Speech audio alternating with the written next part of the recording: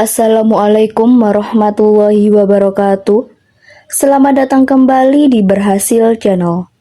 Jangan lupa dukung terus channel ini dengan like, komen, dan subscribe ya. Kali ini saya akan menceritakan sebuah kisah. Rumah berdarah.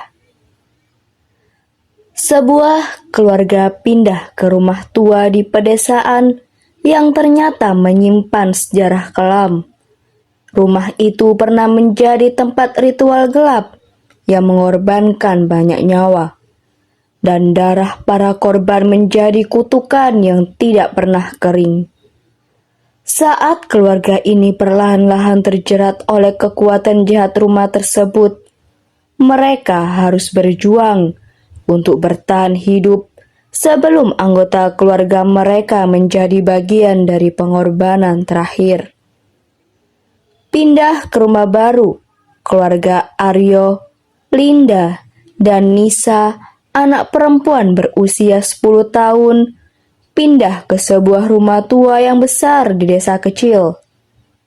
Mereka mencari suasana baru setelah Aryo kehilangan pekerjaan, dan Linda berharap suasana pedesaan bisa mengatasi stres keluarganya.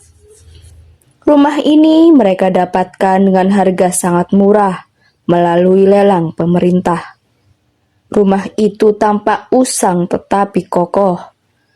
Namun warga desa menghindarinya. Mereka hanya memberikan peringatan seperti jangan menyentuh ruang bawah tanah. Aryo mengabaikan mereka, menganggap cerita-cerita itu hanya tahayul. Nisa mulai merasa tidak nyaman sejak malam pertama. Ia mendengar suara bisikan, suara langkah kaki di lorong, dan suara anak kecil tertawa di kamarnya. Tapi orang tuanya menganggap itu hanya imajinasi anak kecil. Di dalam rumah, Lina menemukan darah yang tidak bisa hilang. Saat membersihkan ruang bawah tanah, Lina menemukan bercak darah di lantai. Meski ia sudah membersihkannya berulang kali, darah itu kembali muncul. Ia mulai merasa was-was, tetapi Aryo menganggapnya tidak serius. Nisa mulai berubah. Ia sering menggambar simbol-simbol aneh di bukunya dan berbicara pada teman barunya yang tak terlihat. Saat Linda bertanya, Nisa menjawab dengan suara aneh. Dia tinggal di bawah lantai kita. Aryo menemukan sebuah buku harian tua dan beberapa alat ritual yang berlumuran darah.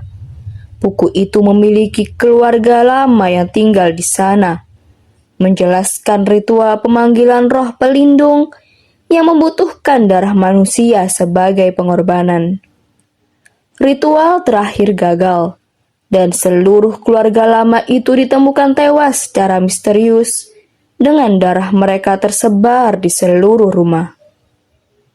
Suasana semakin mencekam, lampu berkedip, suara tangisan terdengar di malam hari, dan ada bayangan yang sering melintas di sudut mata mereka. Teror dimulai, keluarga mulai terpecah. Nisa dirasuki. Ia semakin menunjukkan perilaku aneh. Suaranya berubah menjadi kasar, dan ia sering memanggil nama-nama asing seperti Ratna dan Bagas, yang ternyata adalah korban-korban ritual sebelumnya. Suatu malam ia menulis dengan darah di dinding kamarnya. Darahmu adalah kunci terakhir. Linda dihantui oleh arwah saat Aryo keluar mencari bantuan. Linda melihat sosok wanita berpakaian putih penuh darah berdiri di dapur.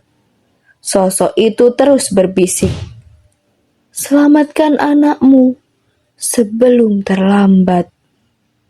Aryo kembali dengan seorang dukun tua, Mbah Joko, yang mengungkapkan bahwa rumah tersebut adalah pusat ritual pemujaan roh kuno.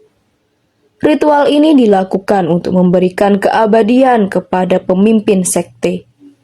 Tetapi gagal karena salah satu anggota sekte mengkhianati mereka. Mbah Joko memperingatkan, rumah ini hidup, ia haus akan darah, dan ia tidak akan melepaskan kalian dengan mudah. Keluarga mulai terpecah. Aryo bergegas ingin menyelamatkan Nisa dan membakar rumah tersebut. Namun Linda percaya bahwa mereka harus menyelesaikan ritual untuk mengakhiri kutukan. Mereka mulai berselisih, sementara Nisa sepenuhnya dirasuki oleh roh utama. Aryo menghadapi roh pemimpin sekte. Malam terakhir, Aryo terkunci di ruang bawah tanah. Mbah Joko berkata bahwa darah Aryo adalah kunci terakhir untuk menyelesaikan ritual yang gagal bertahun-tahun lalu. Linda menyadari bahwa satu-satunya cara untuk menyelamatkan Nisa adalah dengan menyerahkan dirinya sebagai pengorbanan. Ia menawarkan dirinya, membiarkan roh itu mengambil nyawanya demi membebaskan keluarganya.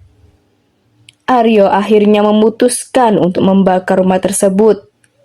Namun sebelum ia berhasil, Linda sudah diambil oleh roh pemimpin sekte. Ia melihat Linda berdiri dengan tubuh berlumuran darah. Tersenyum, seolah-olah ia menjadi bagian dari rumah itu. Saat rumah mulai terbakar, Nisa kembali ke kesadarannya. Ia menangis, bertanya di mana ibunya. Aryo menyeret Nisa keluar dari rumah. Linda menjadi penghuni baru rumah tersebut. Saat rumah hancur terbakar, mata Linda terlihat merah sebelum semuanya lenyap dalam kobaran api. Aryo dan Nisa berhasil selamat dan memulai hidup baru di kota. Namun suatu malam, Aryo melihat Nisa menggambar simbol aneh di tembok kamarnya. Sama seperti sebelumnya, bayangan Linda berdiri di sudut ruangan, tersenyum dengan tubuh penuh darah. Rumah tidak pernah terbakar.